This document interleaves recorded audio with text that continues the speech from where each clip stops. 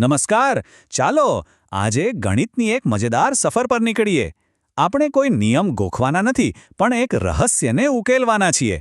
એક એવું રહસ્ય જે દરેક આકારના બહારના ખૂણાઓમાં છુપાયેલું છે.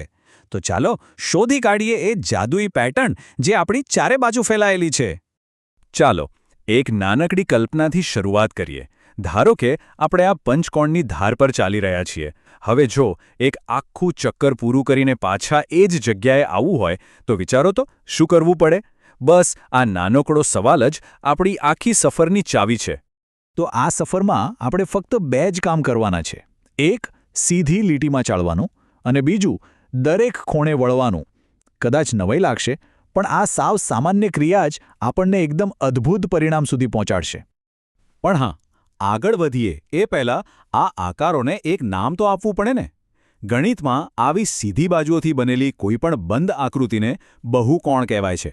એટલે કે આપણો ત્રિકોણ, ચોરસ, પંચકોણ આ બધા બહુકોણના જ પરિવારના સભ્યો છે. તો પાછા આવી જઈએ આપણી ચાલવાની સફર પર.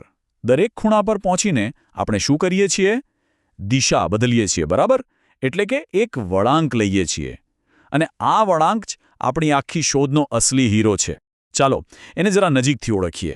ગણિતની ભાષામાં આ દરેક વળાંકને એક ખાસ નામ આપવામાં આવ્યું છે, બહિષ્કોણ. સાવ સરળ શબ્દોમાં કહીએ તો એ બહારનો ખૂણો છે જે આપણે એક બાજુ પર સીધા ચાલ્યા પછી આગલી બાજુ પર વળવા માટે બનાવીએ છીએ.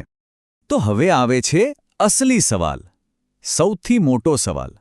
આપણે ભલેને ત્રિકોણ પર ચાલીએ, ચોરસ પર ચાલીએ કે પછી 100 બાજુવાળા કોઈ વિચિત્ર આકાર પર. શું આ બધા વળાંકોના સરવાળામાં કોઈ સંબંધ છે? કોઈ એવી જાદુઈ સંખ્યા છે જે ક્યારે બદલાતી જ નથી?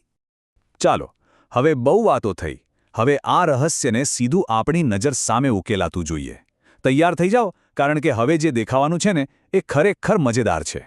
જુઓ, અહીં એક પંચકોણ છે અને એના પાંચેય બહિષ્કોણ એટલે કે આપણા વળાંક અલગ અલગ રંગમાં દેખાય છે. હવે જરા કલ્પના કરો કે આપણે એક કાતર લઈને આ બધા ખૂણાને કાપી રહ્યા છીએ. અને હવે જાદુ જુઓ, એ બધા કપાયેલા ટુકડાઓ ધીમે ધીમે એક જગ્યાએ ભેગા થઈ રહ્યા છે, જાણે કોઈ પઝલના ટુકડાઓ પોતાની સાચી જગ્યા શોધી રહ્યા હોય. અને આ જુઓ, કમાલ થઈ ગયો. બધા જ ખૂણાઓ એકબીજા સાથે એકદમ બરાબર ગોઠવાઈ ગયા અને એક આખું વર્તુળ બનાવી દીધું. આનો અર્થ શું થયો? આનો અર્થ એ જ થયો કે કોઈપણ આકારની ફરતે એક ચક્કર પૂરું કરવું એનો મતલબ છે કે પૂરેપૂરું 360 ડિગ્રી ફરી લેવું. તો લો, મળી ગઈ આપણને આપણી જાદુઈ સંખ્યા 360. આ વાતને મગજમાં બરાબર બેસાડી દેજો.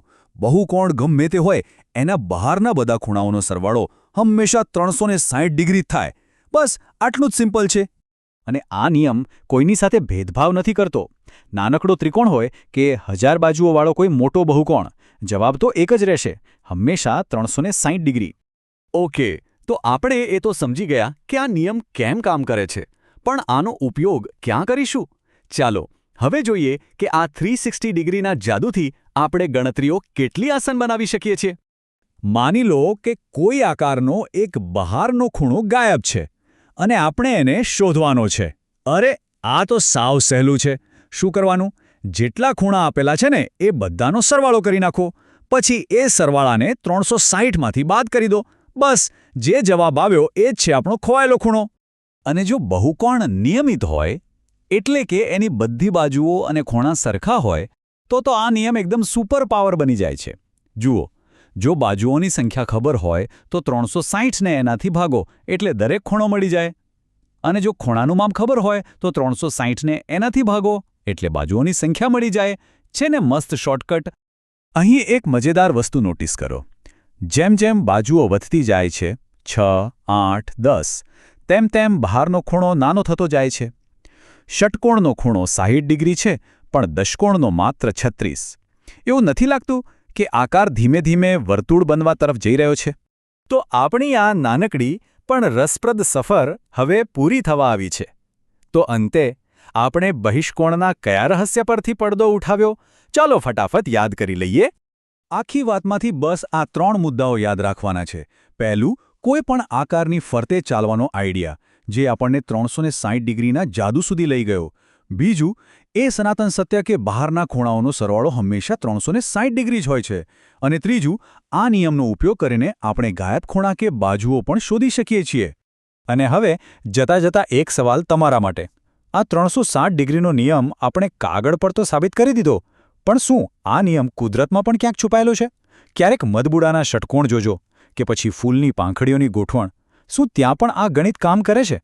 હવેથી જ્યારે પણ કુદરતની વચ્ચે હો ત્યારે તમારી આસપાસની દુનિયાને ગણિતની નજરથી જોવાનો પ્રયત્ન કરજો. શું ખબર કયું રહસ્ય તમારી રાહ જોઈ રહ્યું હોય.